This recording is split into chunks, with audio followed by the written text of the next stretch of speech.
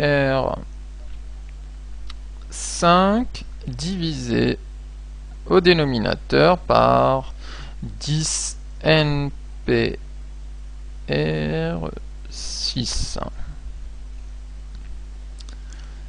Et ça nous donne du 8 sur 15.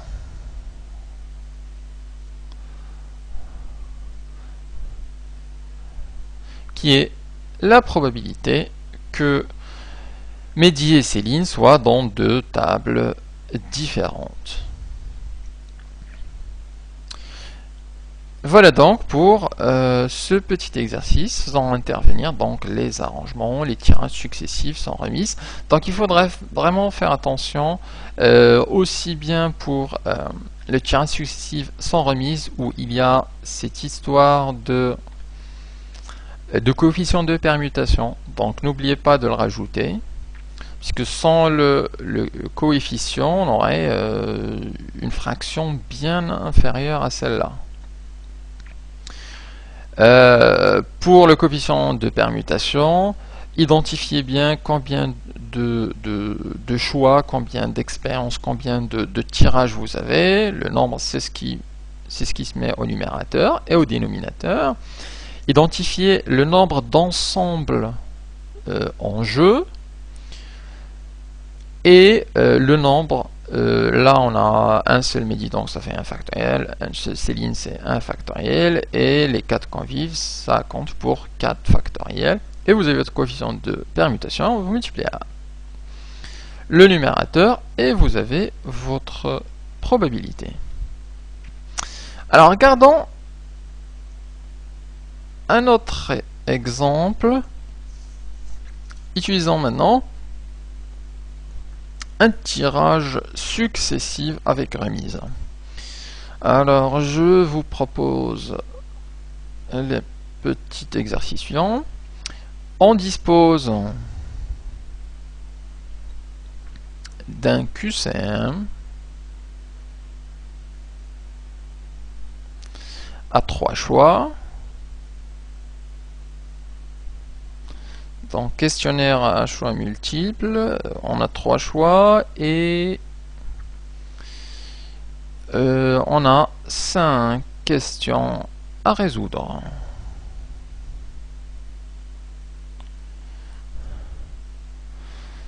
On a une réponse juste par question. Une réponse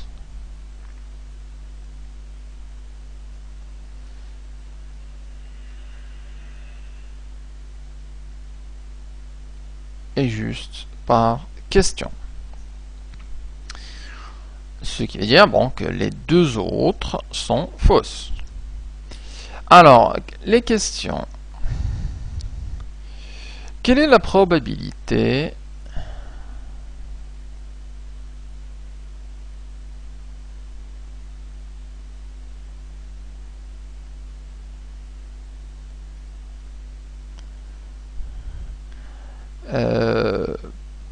d'avoir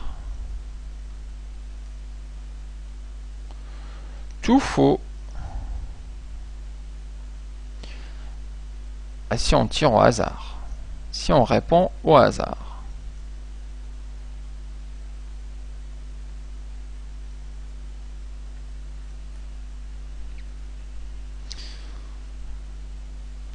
Deuxième question, toujours si on répond au hasard, quelle est la probabilité d'avoir deux réponses justes?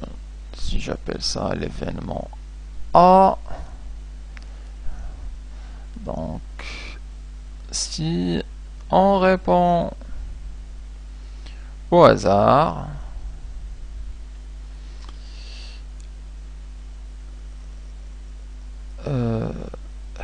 quelle est la probabilité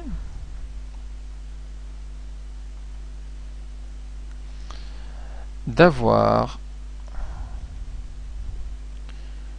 deux réponses justes?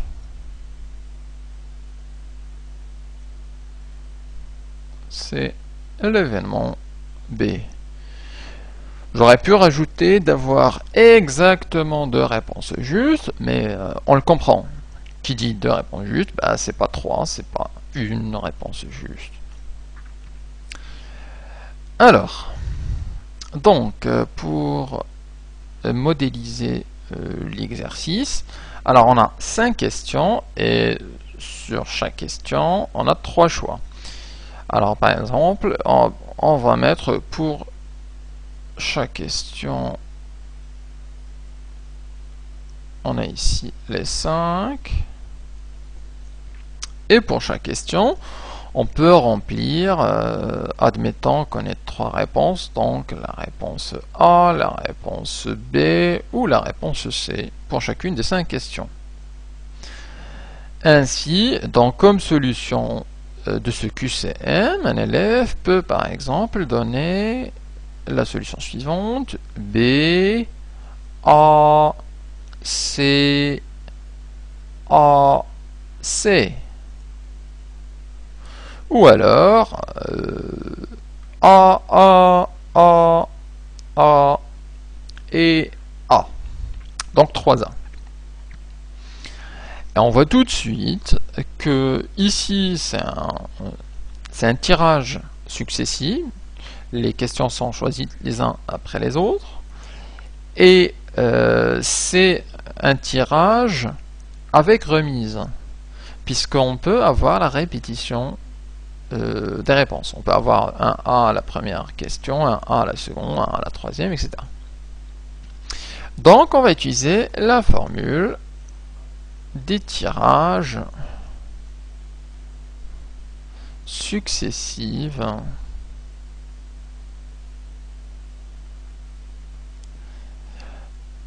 avec remise. Donc c'est les n à la puissance p. Alors, la première question, donc l'événement A. On souhaite avoir la probabilité d'avoir tout faux. Alors, on va le calculer ici. P de A égale... Donc, il dit tout faux, ça veut dire que sur les 5 questions, on a faux, faux, faux, faux et faux.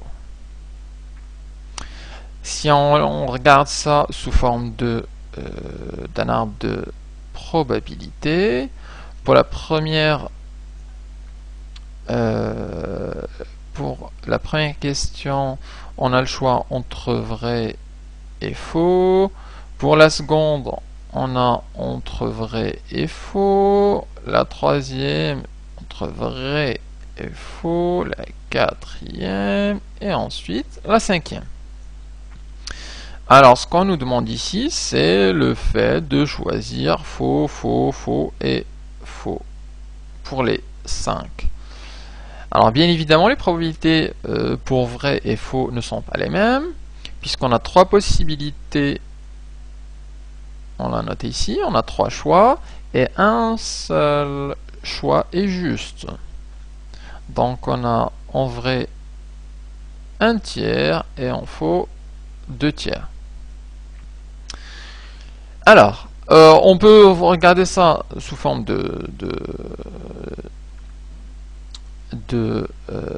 d'arbre et dire que c'est 2 tiers fois 2 tiers fois 2 tiers fois 2 tiers fois 2 tiers, ou 2 tiers à la puissance 5. Ça va nous donner directement la probabilité de 1. Ou alors raisonner en termes de nombre de cas pour le premier faux, pour le second faux, pour le troisième faux, etc. Donc, faisons ça. Pour le choix faux, pour la première question, on a 2 possibilités. Puisque l'une est juste, donc il reste 2 faux. Donc là, on a 2 possibilités. Pour la seconde, on a encore 2 possibilités. Et là encore 2, et là 2, et là 2. Donc, le nombre des possibilités totales, c'est 2 fois 2 fois 2 fois 2. Donc ça fait 2 à la puissance 5.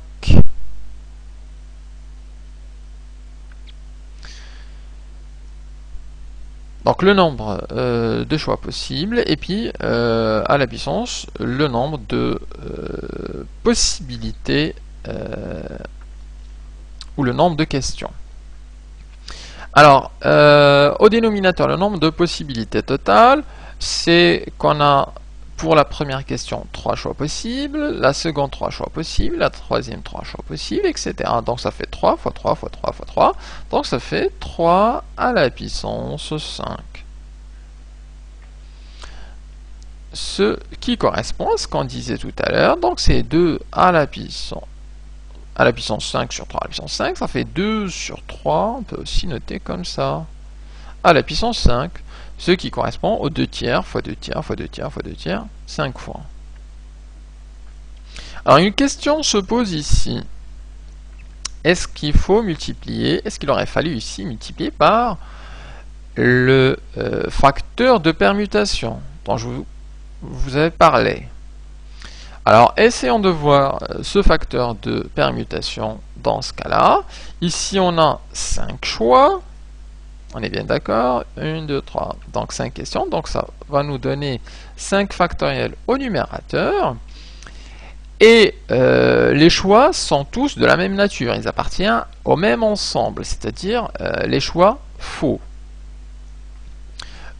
Combien il y en a? Il y en a 5. Donc, ça va nous donner 5 factoriels sur 5 factoriels qui est égal à 1. Et c'est normal puisque une telle combinaison, on ne peut pas trouver une autre combinaison avec des faux différents. Donc on a une seule, c'est faux, faux, faux, faux, partout. On verra un cas, donc avec la seconde question, le cas où ce coefficient est différent de 1. Alors, continuons. Dans la seconde question, on nous parle de la probabilité d'avoir 2 réponses justes. Alors, notons ça. P de B. On a 2 réponses justes et 2 réponses exactement, ce qui veut dire que les 3 autres sont fausses.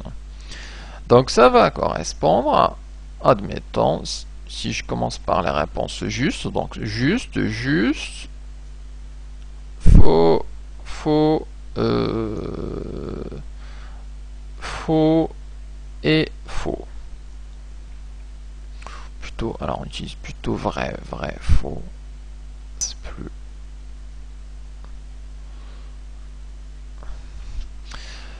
Donc 2 réponses vraies et 3 réponses fausses. Alors on va calculer la probabilité de ce choix.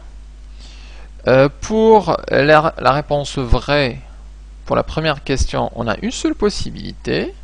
Je rappelle qu'on avait ici, on a dit une réponse est juste par question et on a 3 choix. Donc une est juste et 2 sont fausses. Donc pour le premier vrai, on a un choix parmi les vrais, il y en a une seule, donc c'est 1.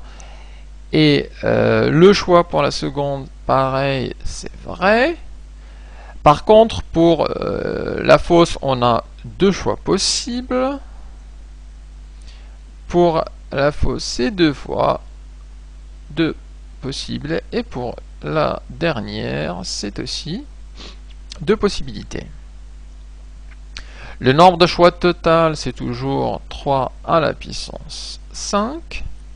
Par contre, là, il faut prendre en compte les permutations possibles. Puisque vous l'aurez remarqué, vrai, vrai et 3 faux, ça peut aussi se représenter comme ça. Vrai, faux, et puis faux. Ou alors, faux, vrai, vrai, faux, faux, etc., etc. Donc il y en a pas mal. Donc il faut calculer les permutations possibles de cette combinaison. Alors, en total, on a 5 questions, donc c'est le 5 factoriel. Et sur ces 5 questions, on a deux ensembles, les vrais et les fausses. Alors, les vrais, il y en a 2, donc ça fait 2 factoriel. Et les fausses, il y en a 3, donc fois 3 factoriel. On peut simplifier ça, donc c'est 5 fois 4 fois 3 fois 2 fois 1 divisé par 2 fois 1 fois 3 fois 2 fois 1. Simplifions le 2, le 3. Alors ici, on simplifie avec 2. Ça nous donne 5 fois 2 qui correspond à 10. Et donc là, on a bien un coefficient de permutation et il faut multiplier le nombre de cas possibles par ce nombre de permutations.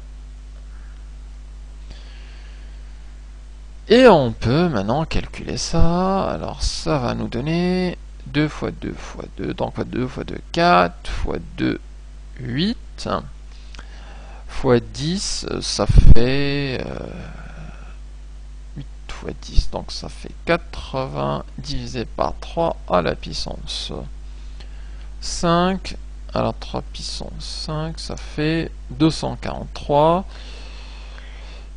et il n'y a pas moyen de simplifier ça, puisqu'au numérateur il n'y a pas de 3, donc pour la simplification.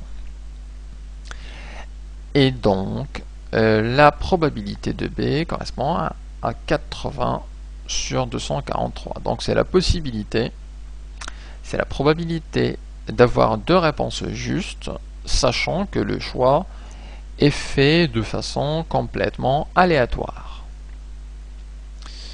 Et vous remarquerez que dans les deux cas, c'est-à-dire dans les tirages successives avec remise ou sans remise, il faut penser à prendre en compte le nombre de permutations.